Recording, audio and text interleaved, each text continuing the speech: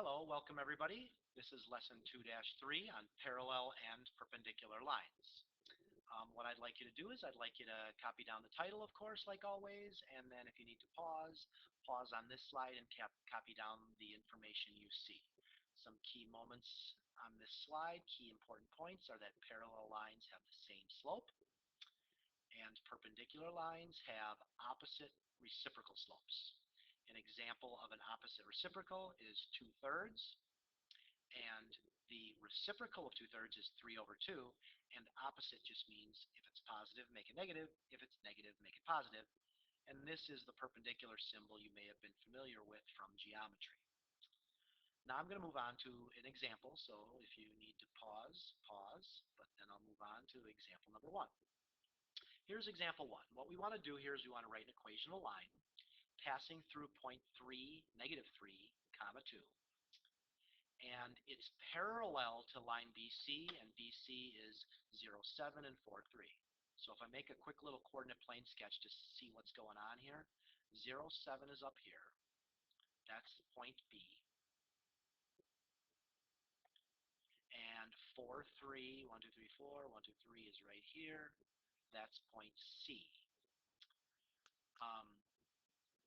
So what I need to do here is I need to connect these to make a line.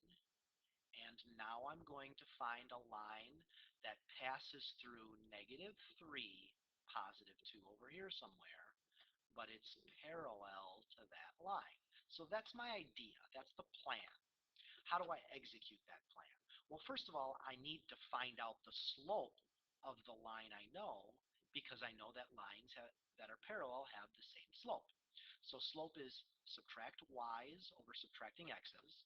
So my y's are 7 minus 3, the second number in each point, and my x's are 0 and 4, so I go 0 minus 4.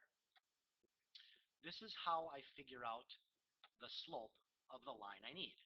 Now 7 minus 3 is 4, 0 minus 4 is -4, and of course you need to simplify your slope, so reduce whenever you can.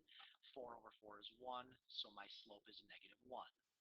So both of these lines here, I'm going to use my highlighter, the line that was given to me and the line I'm trying to find, since they are parallel, they have the same slope. So I know that this is my M, or my slope of this line. Now, since I have a point here, all I have to do is use point slope form from previous lessons. You should definitely know that it's y minus y1 equals m times x minus x1. Now I'm just going to plug in my numbers. The slope I just calculated to be -1. I have this x here, which I always have, and I have this y here, which I always have in an equation of a line. Now I just need to figure out x1 and y1. The point I want the line to pass through is -3, 2. So there's always a minus here. The x value of this point is -3. And the y value of this point is 2. There's always a minus, so it's 2. Notice how the x is a minus negative because the number is negative. Now, I could distribute, or I could leave it. It kind of depends on what the question's asking. But if I wanted to get y alone, which I can distribute the -1 in, and distribute -1. Ooh, this becomes a positive.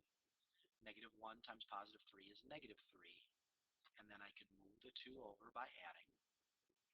And I get a final result of y equals -1x. -3 plus 2 is -1. Now there's a lot of work here, but these problems, you won't have many of them to do, but they do take a little bit of time. So something like this, find the slope first, plug it into point slope form, simplify. Moving on to example 2. Same exact kind of question, except perpendicular is the difference. So let me just go back for a moment and grab a few bits of information.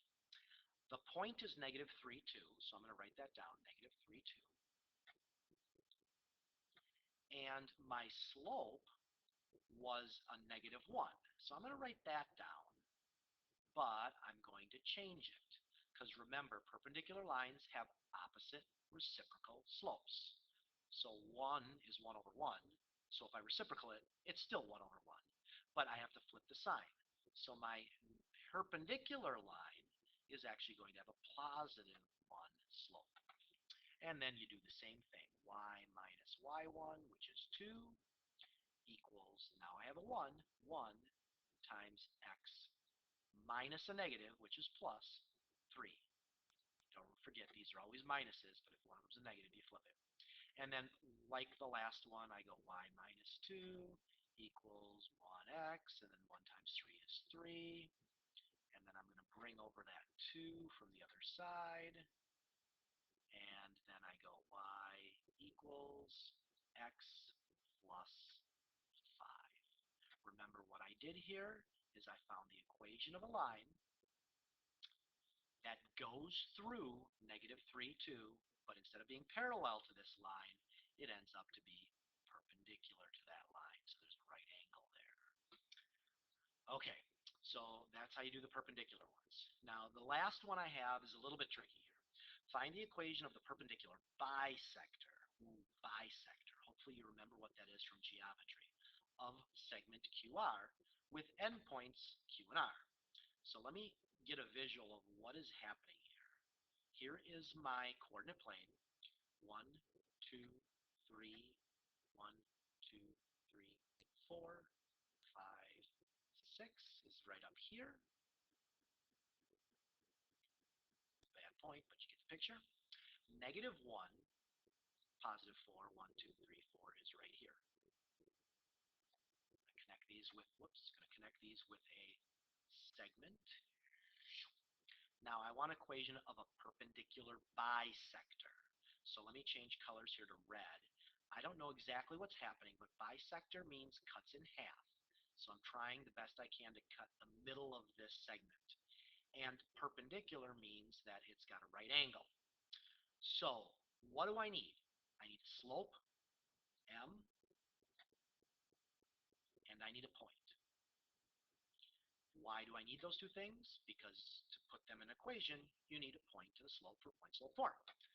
So what is the slope of my line? Well, I know that the slope of this black line related to the red line is perpendicular. So if I find the slope of the black line, opposite reciprocal it, I get the slope of the perpendicular.